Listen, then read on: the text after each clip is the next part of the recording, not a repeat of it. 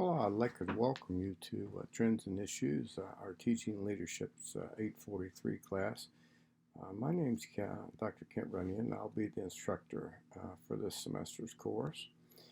Every time I went to a graduate course on the first day, I kind of wanted to know the answers to a couple of questions. First, how do I get around in this course? What text am I going to be using? How much is it going to cost me? Uh, what type of teacher am I going to have? What am I going to be doing in this course? And especially, how am I going to get an A? Usually, in the last part of my graduate experience, I really did want to know, is there anything I'm going to learn in this course that I can really use in my life? And so let me try to answer these questions for you. First of all, you'll be going to the home page when you uh, access our course, and you'll notice there's a navigation bar on the left side of the page, and the very first one you see is the home page. And so this page was going to welcome you to the course, and it will really cover everything that you need to know. Also on the home page, you're going to find at the top, as we go through the semester, weekly or daily announcements. And these are to keep you on track and to update you about what we'll be doing. The next page that you're going to find in the left-hand column is the syllabus page, and there you'll find a very short introductory video, and then also the syllabus. You can download it here, or you could read it right there, but do look it over. It gives you all the information that you need to know to be successful in the course. Below the syllabus page, you're going to find all of Pitt State's policies and procedures. You can click on them if you want to give you more information, but everything is at your disposal there on that syllabus page about Pittsburg State. Also at the bottom, you're going to find all of the different assignments that you'll be have by due date. So that'll keep you online, keep you on track as to what's due when. When you do get an announcement, you can read them either on the home page or right here. The announcements sometimes are going to ask you to respond, but basically these announcements are going to first give you feedback on the previous module. Secondly, it will give you instructions for the upcoming module. And then it's going to give you a humorous or a stimulating motivational video at the bottom. Sometimes I'm going to ask that you respond to those. So do read your announcements. If they come through the email, you won't be able to see the pictures or color or the videos. The fourth item on your left-hand column, navigation bar, will be the modules page. This is where you're going to spend most of your time. You're going to find the modules are organized there, and when you click on them, they're open up. You'll find all the materials, all the readings, all the videos, and the assignments that you have to do in that different module. For example, if I clicked on week 4 and 5, you'll find a things to do page, and then the required reading, the text, and then some required videos, and then some optional resources that you can use to help you with the activities found for that module. The things to do page I would like for you to look at. It's kind of neat. It will tell you the objectives of this module, the things really to do.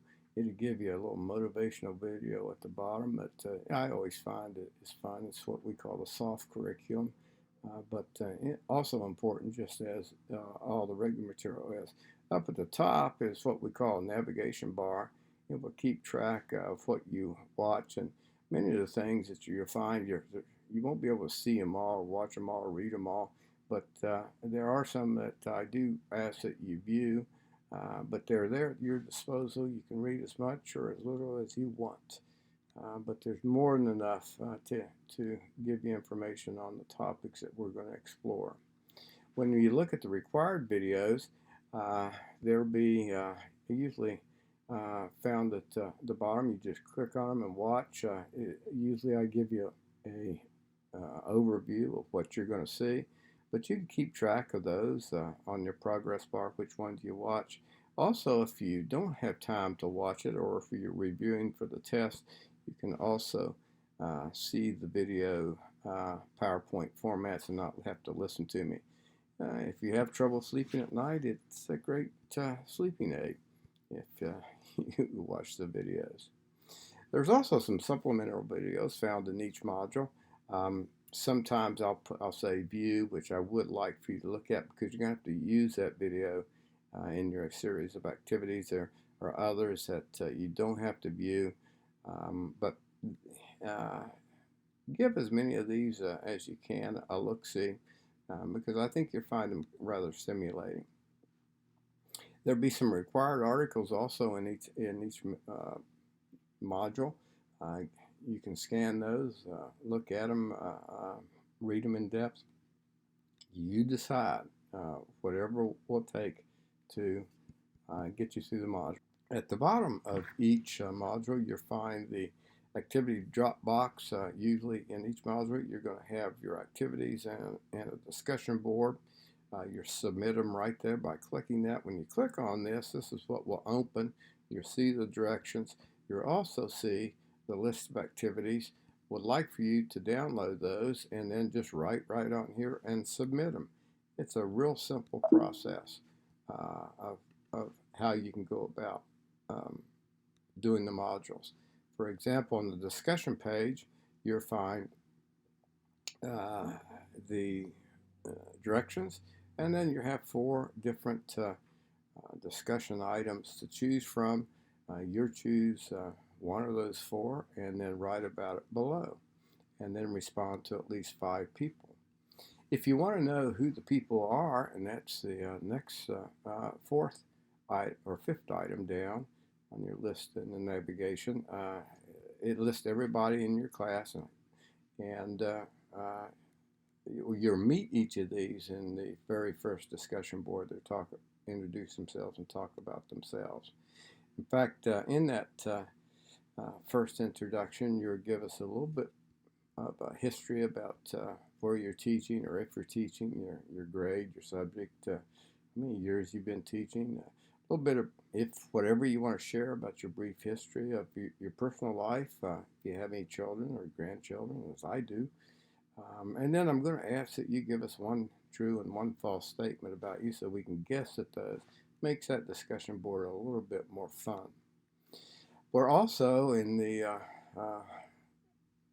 beginning of the class. I'll announce a Zoom meeting that we will have. We'll conduct a little introductory question and answer session through Zoom. You'll be invited.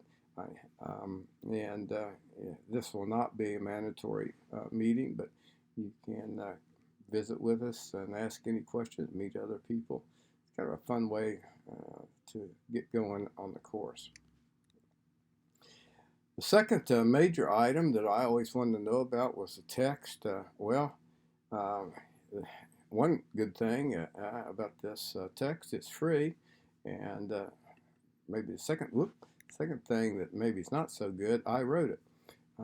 But I tried to iron out a text I could use for 2 of my classes, this one and Trends and Issues. You can find it here and download it in different formats, or it will also be in each of your modules. So if you don't want to download it, you can find it in each module. For example, Module 3A, you'll find the very first thing under Things to Do, the required text readings, and those you don't even have to download it. You can just scan through there and read it. But you need to read the text to be able to do your different activities. You're also the third thing you also want to know is a little bit about the instructor. Well, there's 2 ways that you're going to find out who I am if you haven't had a course from me before. Is a brief introduction, which is kind of humorous, about the life and times of Kent Runyan, so you know a little bit about me. Here are my true and false questions. See which one is the true one if you watch the video. And then if you really want to know a more serious academic background, it'll be listed for you also in the first module. So if you need to contact me in any way, there's two different ways. You can email me or use the Canvas email system or call me on a cell phone, because usually if you call, I will not pick it up because I probably won't recognize your number, but if you just leave a message, I will call you right back, unless I'm playing golf. So another question I want to know, what are you going to be doing in this class? Well, this class is one of my favorite classes. We're going to look at school reform, and we're going to look at it through the critical issues that we're facing right now in our American school and some of the promising trends that we're finding do work in our classrooms and with our kids as we enter into a new time of teaching. To get to your A, you're going to have 6 major assignments. And the first one is a pretest and a post-test. You take the pretest of 50 different positions. You take a position on 50 different issues, and then at the end of the course, you're going to take the same test, post-test, on those same 50 issues, and we're going to see if you've changed on any of them as you've gone through the course.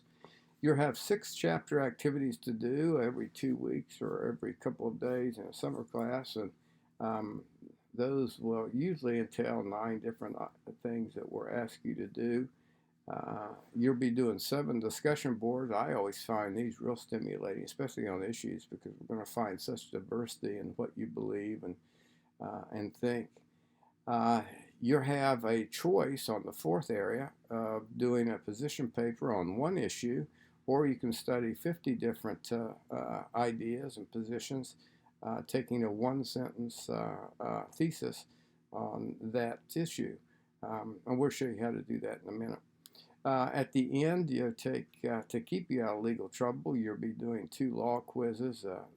That's not real hard because you're listening to the lecture, which is really good by a good professor, and immediately just answer the question on your quiz.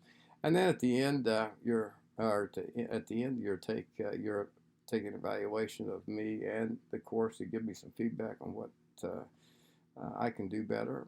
And at the beginning, you're going to, after you finish this video, take a course quiz to make sure you're on the right page so you can do well during the semester. So here again, the pre and post survey is you take your pre-test and then your post-test, and I'll give you the answers of your classes, not your answers, but what the class answers were, so you can see how you compare with your class. On the chapter activities, again, you download them and you will write in the space there your reactions, and these will not be seen by anybody other than me, but I'm going to focus on getting you to take a position not just with your heart, but with statistics, with citations, with documentation, with examples, so you argue with your head. The author critique at the end will be one big thing. You'll be looking at different articles that you're going to choose, and you're going to critique them to find different biases and react to them in a professional way. And I'll give you a bunch of different places to get those articles. In fact, I'll list a whole bunch of articles for you over the years that you might want to use if you don't want to find your own in the different modules. The chapter activities will be submitted once you download them. You press on a button right up here, Submit Assignment. Once you've filled out this series of assignments, you just submit it and in a Dropbox, and I'll read it and give you feedback on it. On the discussion boards, you always have choices, usually 4 different choices. where you take a written position in a paragraph form, and then you're going to react to at least a minimum of 4 others in a professional way. What I'll ask you to do is to write a minimum of 8 sentences in a paragraph. I always give this as what we call 3.8 paragraph. That is, you give your topic sentence where you're going to state your position, and you state your reasons why there in your first sentence. And then your second and third, you'll cover your first reason with supporting documentation or examples or explanation or citations. Then you'll cover your second reason, your fourth and fifth sentences, and then your sixth and seventh reason with supporting documentation or explanation. And then you conclude, you tell us what you told us. So that's a minimum, in essence, when you write your position on different areas. Give us at least 3 reasons why you took that position. And then when you respond to other people, like for you to kind of follow a 3 CQ framework where you compliment the other, you comment, either agree or disagree with their position, you make a connection with additions or whatever, and then you might leave with a question to get them to think more, so we can foster a discussion. Discussion boards are one of my favorite things to look at. When you come to the semester project, you'll be doing either a position paper or 50 quick reads, and I love the quick reads really, where you're going to study 50 different positions through different blog posts, research briefs, articles. I'm going to have hundreds of them for you. You read that 5-minute read, and you take a one sentence position on it, and you submit that 25 at the half of the course, and at the end of the course you do the other 25. So you're going to study, if you take the quick positions, 50 different issues. If you take the position paper, you'll be doing just one issue, and we'll cover that. The format is given to you. It's and all the articles given to you. You won't have to find them. In fact, they're just fun articles, very interesting topics, where you take a one-sentence position. And here are some of the topics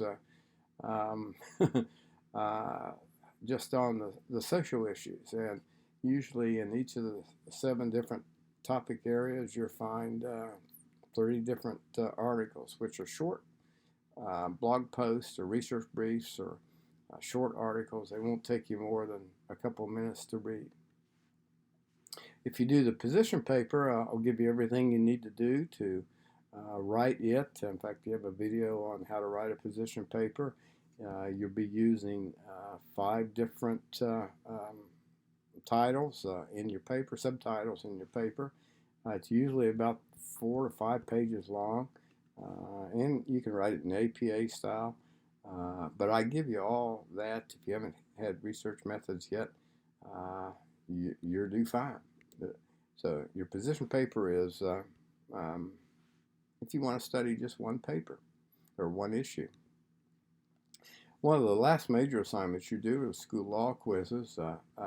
You'll watch the video. There's 2 videos, one on the legal terms and basis for American education, and then the other is the legal responsibilities you have as a teacher, and then the quiz follows right along with the video. So you should get 100% on those quizzes if you watch the video.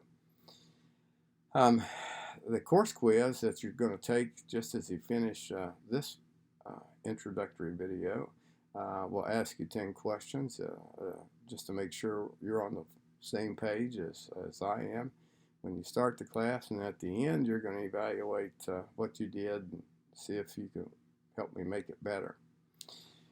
How do you get evaluated is one of the last questions I always want to know.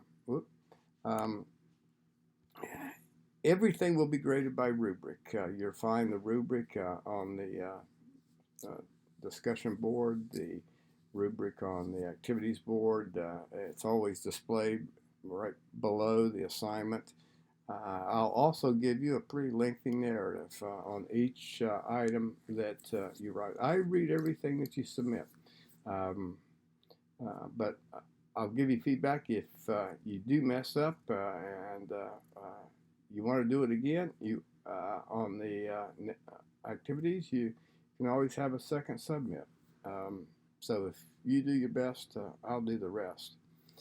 So last, is there anything that I'm going to learn in this course that I can use in my life? And I hope so. I'll be rough on you on your position a lot of times, but you, as a professional educator, you've got to be an advocate for what you believe. Because if you don't, you kind of fall for what everybody else wants you to believe. And what I want you to have is not arguments from your heart, or a combination of both, with your heart, but also document it with data, with documentation. So you argue with your head too. When we interact with one another, I'm going to ask, and you can read these later, that you ask professionally in your interactions with others and on the discussion page. I've really never had a problem with this, but I want you to act professionally uh, and try to look for these types of things as you argue with your head and your heart. If you're going to be late in submitting an assignment, just ask me. I try to come up with a pretty good excuse. I like creativity, but life happens, so I know that if you can't get something done, just tell me, and we can extend the time limit. Also, attendance. Attendance is really on an online course is defined as completion of assignments, and also in watching the things I ask you to watch. Nice thing about Canvas, it keeps track of what you watch and how long you watch it, and so forth. So um, if I go for a whole module without any contact, without any thing happening from you, and I try to contact you and you don't respond, chances are you may be dropped from the class. So make sure you keep up daily with what you're asked to do, or weekly with what you're asked to do. This course is fully online. You're going to find that working online courses is more time consuming than a face-to-face. So make sure that you discipline yourself with enough time to complete your assignments and readings and viewings in a timely manner. So, as I said, be respectful as you interact with us, and try to be honest with your responses. And I always value the honesty, no matter what your position is. And I really don't care a lot of times what your position is. It's how you've taken it and what you've done to back it up. So be respectful. In essence, in a module cycle, you read the announcements. Then I want you to first read the text and then visit the supporting material that I give you in the module, like the required videos, then the supplemental videos, and any research articles that we give you. Then once you've done that, download the activity template and start to fill that in. A lot of times the quick read activities will give you a lot of information that will help you, especially as you document those things in your activities and on your discussion questions. Then third, once you get it written, post both on both the discussion board and the chapter activities, and then give yourself enough days or time to review and respond to other people's positions on their paragraphs. So it builds upon reading and viewing and analyzing and responding to different trends and issues, and you have a big choice in what you choose as to what you respond to. Well, that's kind of an overview of the course. Hope it helped you kind of get an idea of what you're going to be doing. Yeah, so let's get started.